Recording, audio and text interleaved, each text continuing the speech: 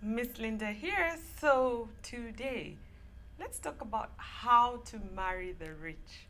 If you're new to this channel, my name is Miss Linda and I talk about high value dating, seduction, femininity. So hit the subscribe button so that you don't miss any of my weekly videos. Now, I am such a bookworm and over the last couple of years, I've been reading quite a lot, and I've started a blog on just book summaries for some of the books that I used in my level up journey. And today I'm like, you know what, Linda? Why not just do a quick video with your, it might not be quick, but why not do a video with your study notes? And the first book I'll be doing study notes around is titled How to Marry the Rich. The Rich Will Marry Somebody, Why Not You? And this title is by Ginie Sayles, a woman who I really, really love. She has such amazing books on hypergamy, leveling up, and I actually used one of her books when I wanted to write my first book, and it helped me write a book in less than 30 days. So since then, I've been such a huge fan of my work, and I'm like, you know what, Linda, just share some of the study notes, okay? So let's dive right into it. So Ginie Sayles married up, and she married a wealthy man, and his name is Sayles, and he was an oil magnate, and they've had such a successful marriage. And what she's done is she's actually done consultations, and she's been around the rich, and she offers a lot of relationship advice and just anything to do with leveling up. So yeah, let's get started. Now, this really captivated me because what Sayles says attracted him to Ginie was the fact that she was beautiful, vivacious, nurturing, sincere, intelligent, and ambitious. And these are really interesting qualities to keep in mind, because if you're a single babe, and I deal a lot with single babes in my Instagram platform, Afro-Feminine News, they're always coming to me. They're like, Linda, how do you marry up? How do you date up? Just bear in mind, these are some of the qualities that attracted this wealthy man to Ginie. And Ginie, she worked her way up to marrying the rich and being in the rich circles. So if you're single, just take a note of some of these qualities, okay?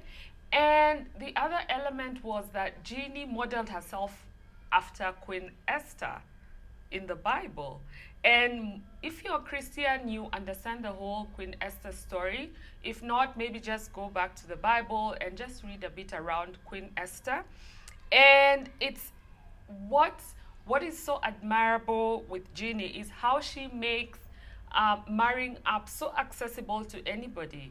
So what she shares in the book, and I'll go through the notes, is you don't have to be, born and bred in a certain class. You can definitely develop skills, and this is what she teaches in her book, for you to elevate yourself and marry up if that's what your goal is around. Now, let's talk about the first thing, the difference between the rich men and just generally the rich and other people, according to Ginie. And the difference comes to their experiences. The fact that the rich are able to afford more luxurious experiences, and it opens up their minds and their hearts to, their minds to experiences that normal people don't have access to, simply because the wealthier people can be able to afford that. Okay? Now, she says that one of the benefits of marrying up, or even before you marry up, dating the rich, is it's like an unpaid mentorship. Because according to Ginie, once you start hanging around the richer circles, once you start dating richer men, automatically you get exposed to the finer things in life, things that by yourself you may have not been able to afford. But now that you're dating a rich man, you get exposed to many more, the finer things in life. Okay?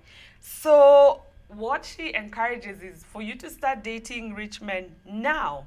So it's a practice, and this is something she keeps emphasizing through and through in her book. Being around rich men, dating rich men requires practice. And the sooner you start now, the more comfortable you become, because the rich have a language, according to Ginie, the rich have a language that normal people don't have. There's a way they carry themselves, there's a way they conduct themselves that you as a woman, if you're looking to elevate and marry up, you may need quite a bit of practice before you get comfortable. And the idea is by the time you're getting the rich mate, because she refers to the rich man as rich mate, by the time you're getting a rich mate, at least you're able to connect. Okay? So, long story short, it's all about you and what you're meant to do, the perspective you're meant to have. If you're thinking about dating rich men with a goal of marriage, you need to be, maintaining your personality, which she refers to as your core. Then you mine it, refine it, upgrade it, polish it, and package it so that you can be able to market yourself to the rich men for the kind of relationship that you desire to enjoy. Okay? So when it comes to you, she looks at it, you versus the rich man, in a very interesting perspective. So the basic question she asks is, what is it that you have in common with the rich man? Because that's what connects. But then again, if you connect too much, it starts to become boring. You also have to look at what is it that differentiates you from the rich, because now that's what starts to become fascinating, because all of a sudden you're different. Now, a couple of months ago when it was still polo season, I went out for polo. It was on a Saturday afternoon with some of my friends, and of course, I had encouraged them because, sometimes if you're looking to start dating, you have to start also putting yourself up in, different circles. So polo, of course, is an intimidating sport on its own, but now it's catching up in Kenya and so many people are going to hang out. But before everybody had started going there, we decided to go. And what we did, we wanted to actually go to the races. Because most of the times when people come for polo, they come later, like at 4 o'clock, 5 o'clock, and they go hang out by the grounds or in the clubhouse with the intention of, partying. But now the perspective here was to try and get interested in the sport, because polo is a rich sport, it's a game of kings. And when we were standing there, of course, it was awkward because you're standing amongst horse owners, polo players. These are rich people, these are wealthy people, and they are very comfortable around horses. So I remember one of my friends, she did not even want to see anything about a horse. So anytime a horse passed, she would scream and she'd literally want to run away. So of course it caught the attention of some rich men, because they're like, okay, this babe is here. She's interested, definitely interested in the sport because she's standing by the grounds. She's not at the clubhouse drinking. But then the fact that she's running away from a horse, it means she's not used to this kind of an environment. And of course, a few of the men came to start talking to her because it was fascinating. And that's the idea, to accentuate what you have in common and then also bring about what it is that you have different. Okay, so the other aspect is what she says, most of the rich mates that have been married and have children want women within their age range. Okay, so the idea is they are looking for a mate who they can relate to and also fit comfortably within their peers. And this is so comforting, especially because most of the ladies I work with, they're well into their 30s, and the perception that's out there is that dating high quality men, dating rich men is just a young woman's game. No. So Ginie is saying men of this caliber also look for women around their age range. So anything between 5 to 10 years max would work. So that beats the whole stereotype of, rich men only looking for 20-year-olds or young babes. At least it shows you that, yes, if you truly are desirous of this, you can actually be able to bag a rich man. So she also says that how you look after yourself and the kind of perspective you have around relationships is super, super important, Because really, at the end of the day, it's about feeding your desire system so that it acts as a natural motivation for you to go out and put yourself out there and really truly want to break into the richer circles. Okay, so how she has a very different and interesting perspective about relationships, and this really links back to the whole marrying up and the whole hypergamy thing, which I find so fascinating because genuinely I'm interested in human relations, and marrying up and hypergamy is something that's super interesting to me. So her perspective is, for any woman, the kind of mindset that you need to have when it comes to relationships is asking yourself, are you really being valued for your time that you're putting into your relationship? And after your relationship is over, what exactly do you have to show for it? So when you start to look at relationships and dating from that particular perspective, immediately you start to uplevel your point of, your way of thinking, such that it's, yes, you probably will fall in love, yes, at some point, but your primary objective is to be valued for your time and for your relationship skills. And that's why she mentioned at the beginning that it's about refining, mining, packaging yourself and polishing who you are so that you can be able to market yourself. You're the commodity, yourself and your skills, to men who can be able to value you for your time and your effort. Okay? So what she then says is, and this is something really important if you're thinking about marrying the wealthy, according to Ginie, is placing value of yourself in any given relationship. And how much is it that you're getting out of it? Now, her perspective is also interesting because it's not just about you taking. It's about having a harmonious, mutually beneficial exchange. Of course, the rich man that you're dating will also benefit from your energy and just the relationship skills, your charm, your playful persona, just who you are as a woman, because remember, you're upgrading yourself. So obviously you do have skills that would benefit and also give this man whatever it is that he desires in a woman. And for that, there are you get access to some of the resources that he has, and you're not doing that from a point of scamming or threatening. No, it's a mutually beneficial exchange between the two people. And the other important thing to bear in mind, and this comes across in throughout the book, is a person whose companionship isn't earned is not valued.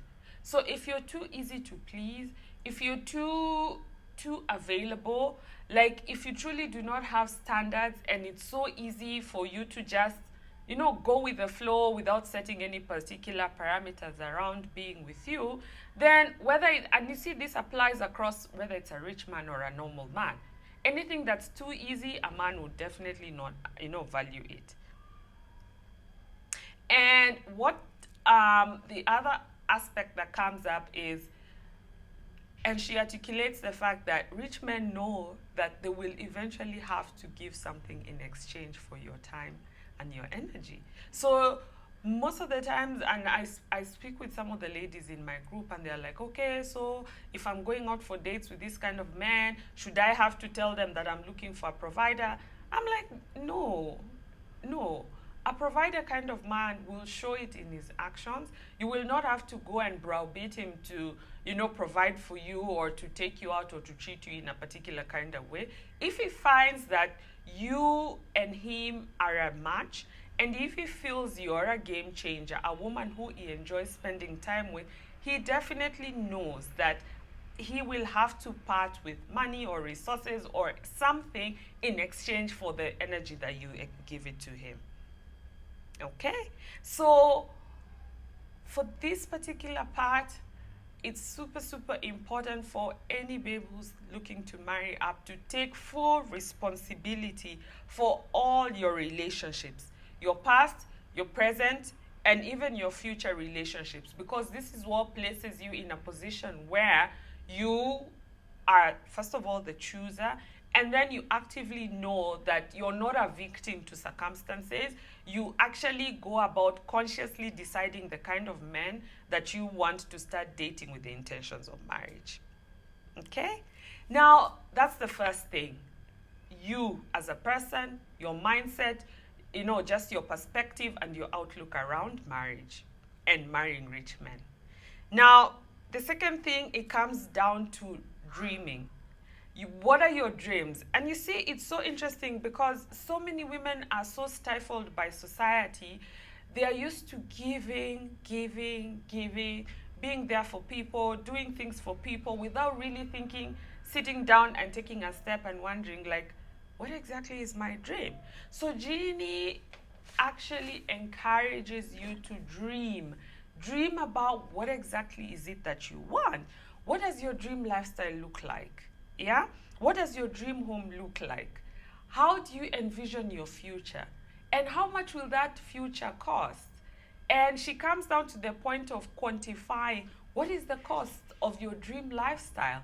And you see, for you to be able to even think about what it costs, you have to be able to imagine how would you desire your life to live like. So many babes I speak with, I ask them, so what do you desire? What do you want? And you'll be so amazed. Like, some women truly struggle with even just making a simple, in my mind, it's simple, a simple declaration like, Linda, I'm looking to get married. Just that, it's a verbal declaration. Once you make that verbal declaration, it now allows you to dream. What does that life look like? What does a partnership with such a man look like? What is it that you want? Okay? Now, the other thing to consider is that there are two criteria. So her point of view is, of course, before you get married, you have to start with dating. Okay? So you need a dating criteria, because dating is your pool of men, sort of like your roster that you're keeping.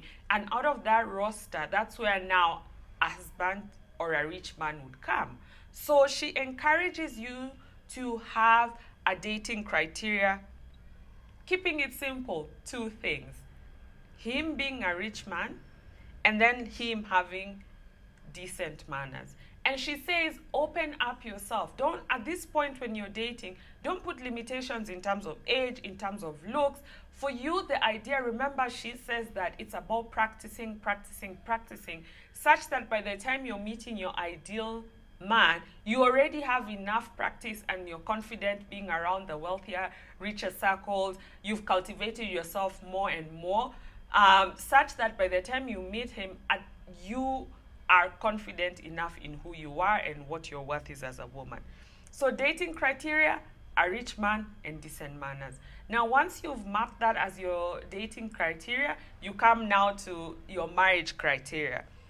Okay? Remember, I said men you're likely to marry are very likely to come from your dating pool. So your dating pool needs to be carefully developed, carefully curated, because that's where your potential, rich husband is gonna come from. So coming down to the marriage criteria, and this is her list, she says, now that you have rich man and decent man, because that was your dating criteria, feel free to add two other qualities, kind and generous. So for her, she says a simple dating criteria, rich, decent manners, kind and generous should be enough. Because the risk is so many people want to really box themselves with some of these, criteria that they look for. And you might find that some of the things they're looking for are really not that important. So you may limit yourself too much to the point where you actually miss out on, warm, rich love, as she calls it. And the other thing about dating that she says is, for you, once you're open to start dating, you have to open your heart. You have to practice loving often and loving easily. And her mantra is, any rich man who takes an interest in you and wants to treat you beautifully, look for something great to like back about him. because that's where, and you start to you open up your mind, because you know there are some babes that are like, this guy treats me nicely, but the thing is, why? Open your mind up, open your heart up to really discovering what is it that this man finds interesting in me, and what can I find interesting, but what thing can I find interesting in him? That automatically opens you up, because not every man you date will be your husband or will be your boyfriend.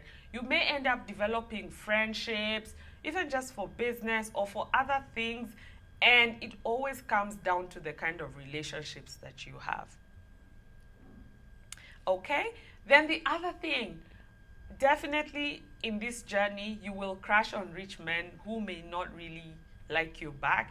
And her advice is only like rich men who like you back. And if a rich man does not like you, please don't waste a lot of your time pining, wondering what is wrong with me, what is wrong with me. Remember, this is a numbers game and you have to keep going forward. Okay? So there's no wasting time or energy. It's really about like being intentional, moving on, moving on, moving on. Okay. Now, the other element about rich men, feeding, you have to start associating yourself with the richer things in life. And she calls it desire shopping. Okay? So what are some of the places around you that you could start to go to start, feeding that desire? Because yes, you can have a dream that you want to marry well, but then how are you feeding this desire? You cannot sit in your house and expect that a rich man will come about. And now here is where she starts to talk about practicing to associate yourself with the finest. What restaurants do you want to start going to? What clubs, like social clubs, do you want to start going to? What activities do you want to engage in?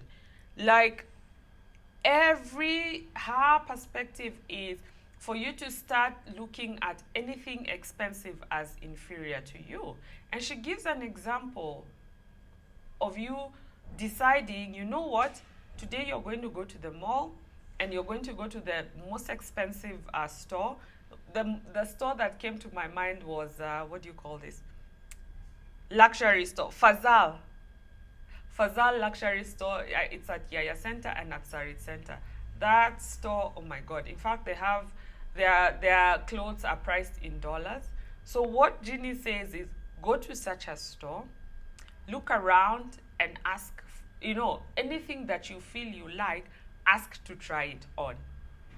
So it doesn't matter whether it costs $5,000, $10,000, ask to try it on. Because she says, if you want to marry up, especially if you do not grow around this kind of men, you have to put yourself out there and you have to start associating yourself with the finest.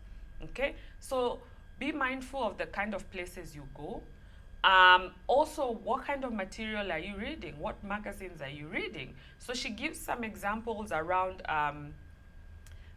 Rob Report, Town and Country magazines.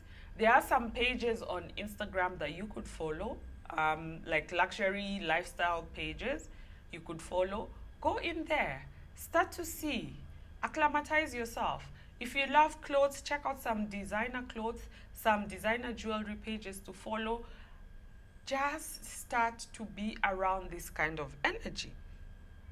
And it's really around mastering the courage to actually allowing yourself to desire what you truly, truly desire. And you see, for you to do that, you have to develop a very healthy sense of self-esteem. Because I know some of these stores, like if you go to like Fazal, and I'm sure if it is your first time, the guys at the shop will definitely know because of your body language. But if you keep practicing, if you keep developing a healthy sense of self-esteem, it will become second nature for you to go in and then ask for the most expensive thing. Because after all, how do they know whether or not you have the money? They don't know.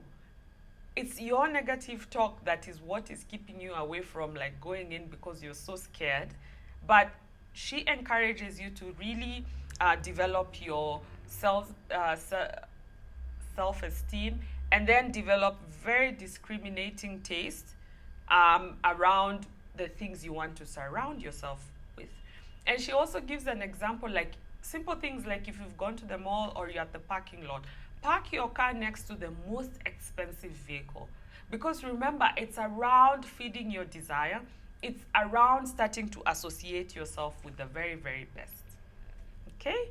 So we've talked about you, we've talked about dreaming, your dream lifestyle and what does that look like. We've talked about you feeding your desire by associating with the very best. Now let's go to the biggest thing that she talks about in this book. And that's keeping your moves super, super silent. And literally, she says your secret to success is secret. Because you see, what she says is not everybody will be happy with the decision that you've taken in your life. Remember, people don't really like change. And for you to change, it's actually a reminder of them that they're still stuck where they currently are at. So the best thing that you can do for yourself is to keep your journey silent. Keep your journey to yourself. Remember, at the end of the day, this is a very personal decision that you've taken, a decision that you decided to choose you, and it may require you having to cut ties with some of your friends, having to cut ties with your family. And she says, if you have to hide, for instance, if you have to like change jobs and move towns, go ahead and do it. Whatever it is that it takes for you to get in alignment with what your plans are, you have to do it. It's a tough decision. It's a journey that you might be lonely at some points. But the thing is, you can't even be lonely living a normal mundane life. So why tie yourself to what other people think? This lifestyle takes courage, it takes intention, and it takes action. And for her, the biggest thing is keep your moods, keep your moves super silent. Privacy is your smartest survival. Decide to go low key, disconnect, and work on who you are. Okay? She then also encourages you change your life, like your environment. Move. Because what she says is people tend to marry people who live like 16 blocks from where they live. So your environment is super, super important. Remember, meeting rich men should not be something that you really have to do, like go out of your way to do. It should be something that is organic, and the easiest way to do that is to meet them in your day-to-day life. So for instance, if you live in the lower side of town, you need to have an objective of moving up.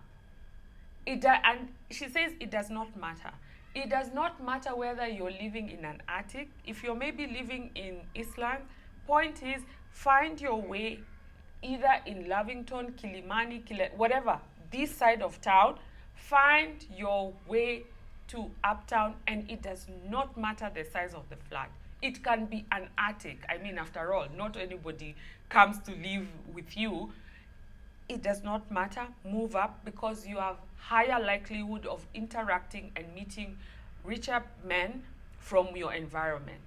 And she says that in your day-to-day life, whether you're jogging in the neighborhood, whether you're walking in the neighborhood, whether you're going to the local to the shopping center around you, remember the people who are around here are of a certain caliber, and where you are, those are the kind of people you're going to meet.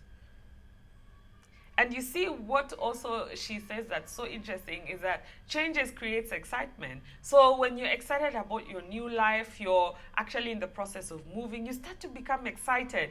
And that excitement is what attracts so many people around you. Okay? So we've talked about changing your neighborhood, live where the rich live, period. And in fact, she says the reason why rent is high in the richer places is because rich people buy their neighborhood. They buy their neighbors. Because you don't know, if you're living in a richer area, the person next, you don't know what connections, what resources, what they have. So the rich people understand that. Yeah? So, babe, if you're looking to marry up, start to think about where you stay. Then also change your car. Okay? Change your image. Your image is super, super important. And the example she gives here was Cinderella. Cinderella had to level up her whole look and crash her way into a ball for her to meet her prince. You have to change how you look. And preferably start to look at your glam kind of style.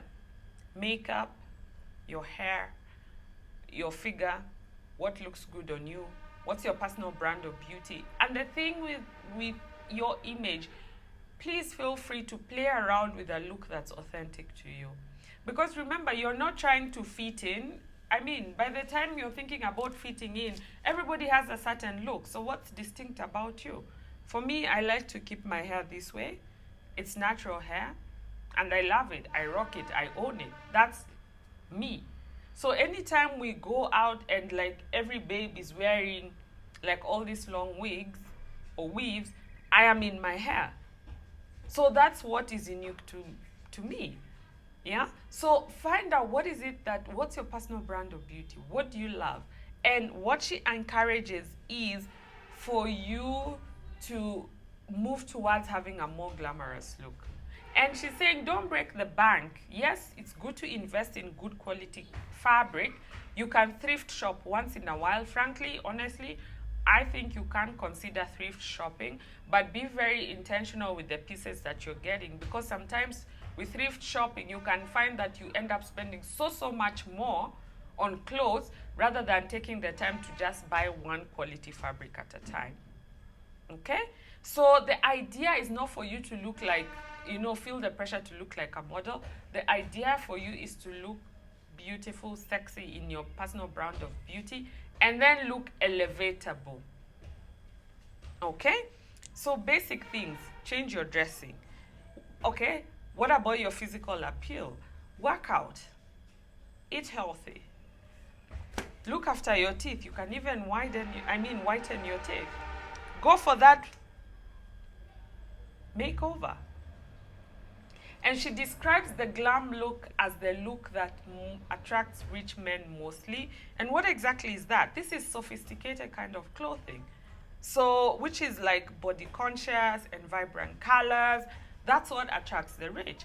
But for me, I feel like you can be able to play around with some of these looks, because some of the greatest courtesans, really, they were trendsetters. They were the ones who were changing the game when it comes to fashion. So go for your jewelry, your fragrance, your makeup, your whole entire look. You really need to perfect your look, yeah? And it's something you can experiment. If, for instance, you go out for a particular date and you wear a particular kind of clothing, and remember, color also really matters. The brighter the color, there are some colors that are more romantic. Those are your reds, your pinks, your vibrant oranges, your greens, all the vibrant colors. Experiment. If you go on a date with this particular guy and maybe you realize on that particular date you wore an outfit and you got a lot of compliments, please take note. Please take note. For me, I have this particular dress. I didn't even realize, I was like, okay, what is this? It's a deep pinkish, almost purplish suede wraparound dress. Anytime I wear that dress, I can promise you, I get stopped, I get stares, I get, I can see I draw so much attention. Pay attention to such kind of things and really experiment and see what is it about the dress. And keep that dress. That could easily be your magic dress. But definitely if you're getting a lot of attention wearing something, then that means it's working for you. Okay? Then also change what you do with your time. If you want to be rich, if you want to be with rich men, you have to go where the rich go and do what they do. So that's a quote by Aristotle Onassis, and she quoted that in her book. You have to go out. You have to reinvent yourself. You can't just sit at home and say, okay. Because remember, some of these things that you're doing, these are some of the conversation starters you'll be having with these men. Okay? So, where can you volunteer? What social clubs can you join? What can you do? What hobbies can you take up for you to start to change what it is that you do in your time? Then let's talk about your body language. You have to project that you're a catch. You have to project that you're a catch. Remember, rich men don't like losers. They don't like women who are victims. So never complain about like how your last man treated you. And this is a big mistake I see so many women making. You go on a date, then, of course, the man, men are trained to really know how to listen. So he will keep quiet and he will ask you a question. And you will start to really talk and say, oh, the way this man did this, did that, oh, he was horrible to me, blah, blah, blah. Remember, you're giving this man a blueprint of how to treat you. In his mind, it's like, if this babe could take this kind of poor treatment from this kind of guy, okay. So even me, why not? Why do I have to put the effort? So you have to project your catch. Watch how you speak, okay? Watch how you carry yourself. So she even suggests a mantra that you should start to use. Men are wonderful. I am wonderful. Sex is wonderful. Already that perks you up. It perks you up and it makes you like more vibrant and alive, so that you're not really looking deflated and defeated with the world. And she says being confident is not arrogant. It's just being confident in who you are. Now, the other thing I would want to add with confidence is learning how to sprinkle in warmth with your confidence. Yeah? So yes, you're confident, you're self-assured, yes, you've got this, but learn how to also be warm, because that warmth is also what is captivating. Okay? So confident body language is an absolute must. And then what she says is you have to treat yourself better than anyone else can treat you. Never, never, never talk poorly about yourself. There's this thing that they say, people treat you depending on how you treat yourself and what you allow. That's how people will treat you. If you allow people, if you start to talk negatively about people, it shows the kind of mentality that you have. And according to Ginie, the rich men really like women who also have an inner richness. And the inner richness is built by the kind of character that you have. So always treat yourself beautifully. Talk positively to yourself. Talk positively about yourself. There's sometimes, like women, sometimes we have these whole body issues, and maybe somebody compliments you and you're like, oh, no, but I think I look fat in this dress. Oh, I don't look so cute. Oh, I've put on weight. No. That shows a really low self-esteem when you start to talk about yourself poorly, not even to yourself, and then share that with other people around you. That kind of vibe, it does not project you like a catch. That's really tons of rich men. So you have to be comfortable in yourself, okay? And then learn how to flirt. Learn how to flirt. Yeah, and what she says is everything you do is a skill. And skills are your best friend. Even if the last time you dated a guy was like 5 years ago, you have to learn how to flirt. And flirting is like saying maybe. It's not a hard no. It's not a yes. It's like a maybe. And it's non-committal. And remember, it's part of the dating game. Okay? So she says there's female body language that is flirty. Okay? So from the way you walk, don't have this sluggish, slow look. That kind of a walk shows you're tired, you're defeated. Beautiful body language that is flirty is with the energy of which you walk. What kind of steps are you taking? Are you active? Are you alive? Okay? Then also learn how to maintain eye contact. Eye contact is like a classic flirting tool that every woman has to master. And a tip here is, first of all, every time you're out, learn to like anything that's around you. So already if you pass a flower and you're like, oh, that's a cute flower, or you pass a child, you're like, oh, that's such a sweet baby, already in your mind you're activated, you're alive, you're in a positive, cheerful mood. Okay? It doesn't mean you go out like smiling everywhere. No. But it like uplifts your mood. Then when you meet a man who you like, just look at him 1-2 seconds. Then you walk away, continue smiling. You have to be able to maintain that eye contact, because eye contact is one of the biggest ways of telling a man in a subtle way that, you know what, you can come to me. Okay, so she says that success is a numbers game. It's not like you should just have one rich man. You should be cultivating like a pool of men who you keep adding and, adding, experiencing, exploring. Because according to her, dating is a complete numbers game. And it's the best way. The more men you meet, the more you're preparing yourself and the more you're practicing. Practice with any man. And for me, what I can tell you, you don't have to wait for a rich man. Practice with any man. Practice this with any man.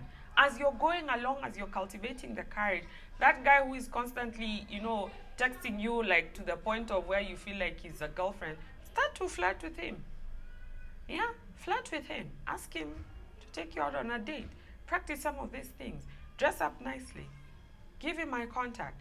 Let him take you out. Practice with every man until you meet, the kind of men that you want.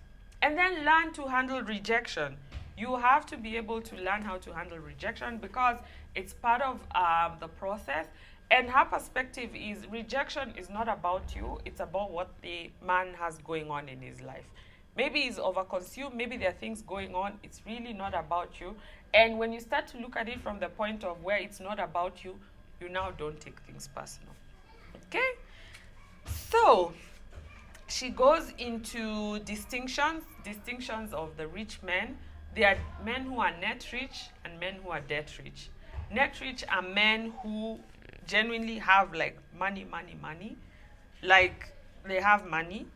Debt rich are those ones who use a lot of debt to finance their lifestyles.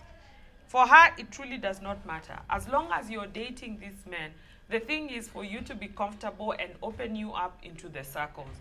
Net rich, debt rich, it doesn't matter so long as he's rich and he can open you up and help you share with the experiences that you're looking to have.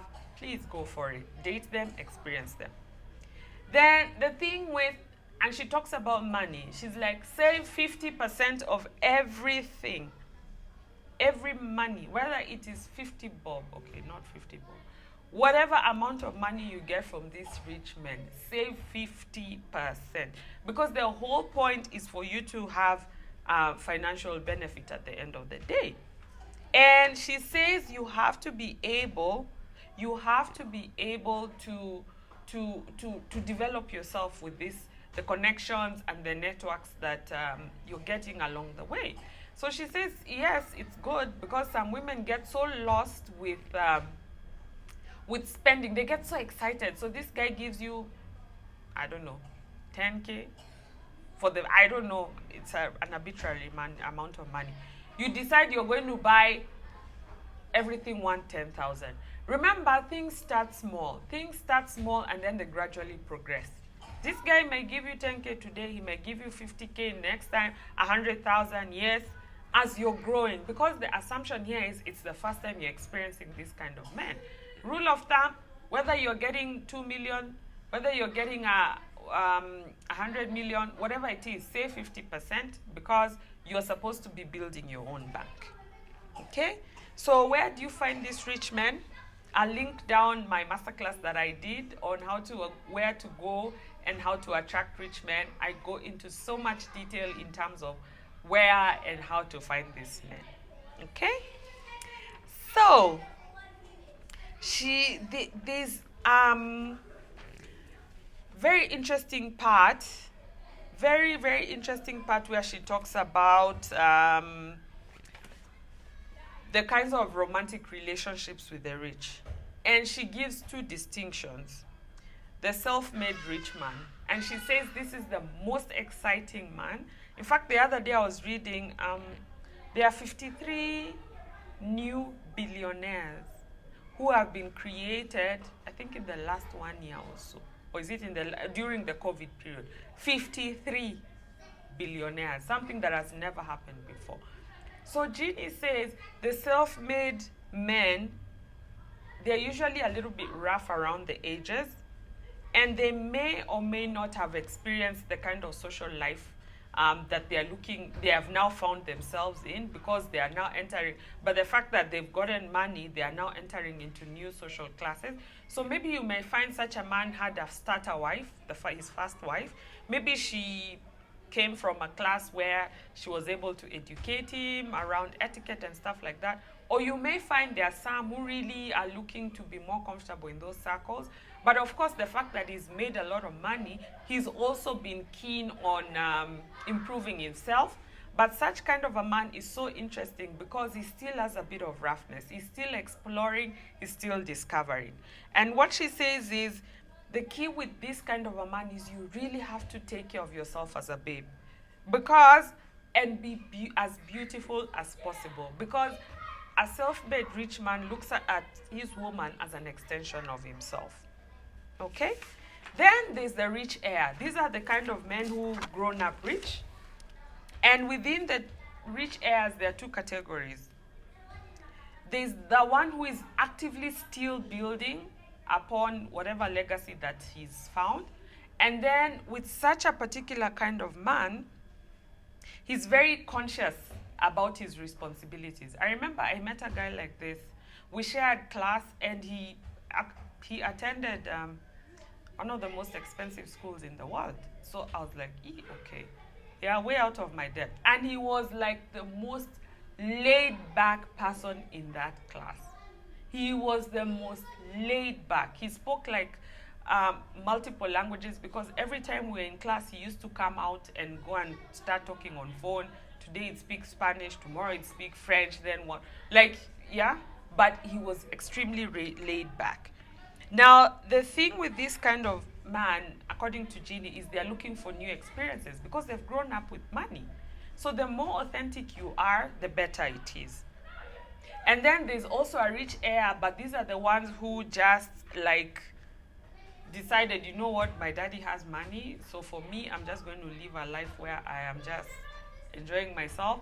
And such kind of a man is there to be entertained. So he's likely to be the kind who will be like overweight because he's always overindulging, overdrinking. And the kind of women who this man likes is the kind who will continuously mother him. Okay? So, how do you know if your rich man is real? By the kind of, what do you call this thing? The kind of suggestions that you make. If you make suggestions and this man, rises up to the occasion, okay. Yes, there is a possibility that he is well off. And then the thing is, once you set a standard, always continue upgrading. If the man keeps rising up as you rise up, then you have somebody who is worth your time. And remember, he should be from your dating pool. So she goes into talking about the dynamics of money and rich men. And what she says is rich men know they will eventually spend money. And the thing is, how they show that they really care for you is by how much they spend on you. So always have goals. And remember, this is meant to be a mutually beneficial exchange, yeah? You're not there to scam him. He's really just should be open to enjoying him, and him open to enjoying you. And the money comes as a byproduct of your time together. So she states, have 3 goals. Always have 3 goals. Level 1 goal, like the very first time a man spends money on you, what is it that you want? Then upgrade that to a level 2 goal. Once he's met your level 1 goal, upgrade it to level 2 and then to level 3. Once your 3 goals are met, you now go back and revise the list. So how do you love the rich and win? Because according to Ginie, every woman wants to be with the rich. Your standards. Your standards are what set you apart from the rich. She says, don't do anything that a rich man can outsource.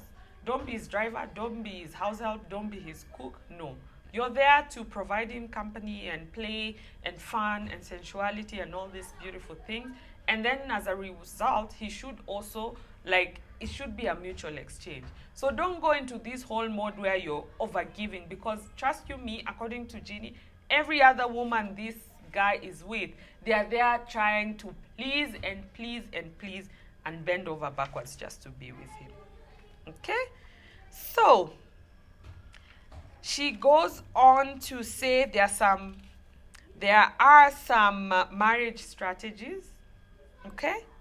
There are some marriage strategies, but long story short, your relationship has a higher chance of ending up in marriage within the first 18 months.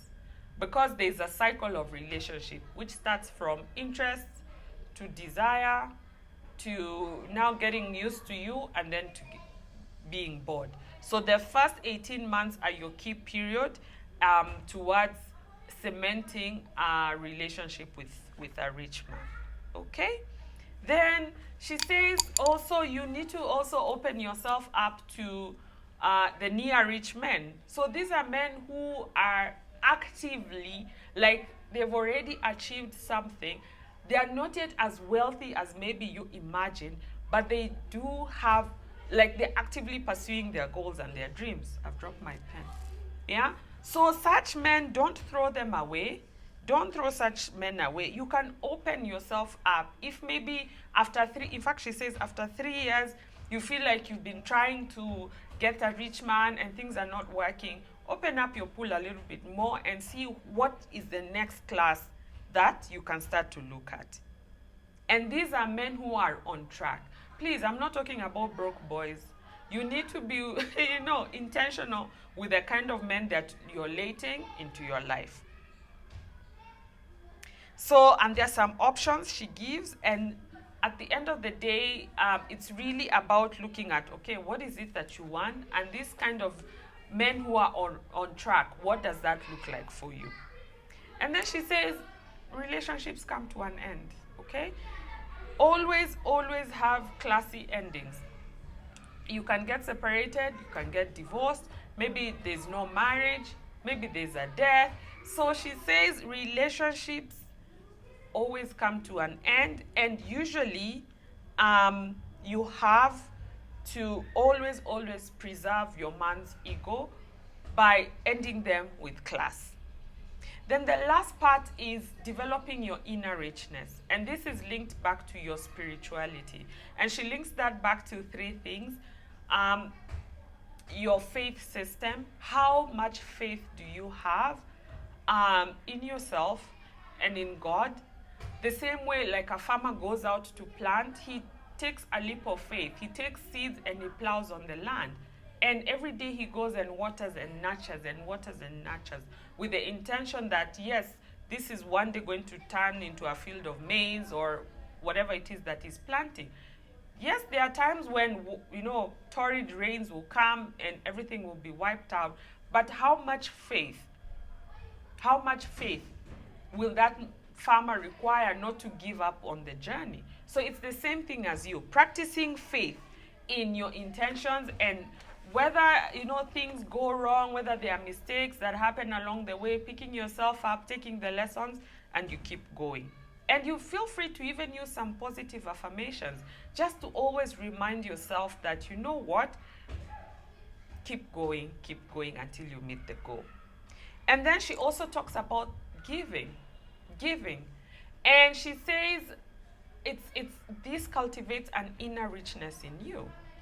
And giving is really more than just money. You can give your time, you can give your compliments, you can give your vibrance. Like, have an intention that anybody you meet around you, leave them feeling better than you met them. That's also a part of giving. And that's what gives you the kind of, like I said, vibrance without any expectations. And it cultivates your character as a woman, which is also very attractive to rich men. And then the final aspect of building up your inner richness, as she calls it, is letting go, forgiving and letting go of your past pain, past hurts. And she says so many women get so stuck because they're still holding on to the past. That pain only limits you as a woman. It only hurts you as a person. You're binding your soul to another person. So she says, learn to forgive yourself, learn to forgive your past. And forgiveness is not about the other person, it's about releasing yourself. Yes, you forgive, but it does not mean you're foolish enough to go back to that situation that hurt you. Even if you forgive this person and you meet them, just be very cordial and go along with your life. You should not have to sit down and start revisiting grievances. No, no, no, no, no, no, no. That puts you in a very different vibration. It's about forgiving yourself, taking lessons, and moving on. And the last thing is, and this one is like, for me, it summarizes her book. You can become richer in 10 minutes in a marriage ceremony that you can work for in years. And she says, for her, marrying rich is a very viable strategy because it does not mean once you marry a rich man, therefore your life stops. No. You marry a rich man, you can still pursue your career, you can still pursue your desires, your dreams, your financial goals. The only difference is you're doing it from a point of luxury and you're doing it from a point of resources, whereby it becomes so much easier for you to elevate your life in general.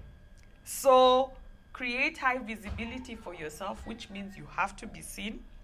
Be willing to make mistakes, which means you will make mistakes, but purpose to improve. And then let your desire consume you. This word desire kept appearing through and through and through. Let your desire consume you.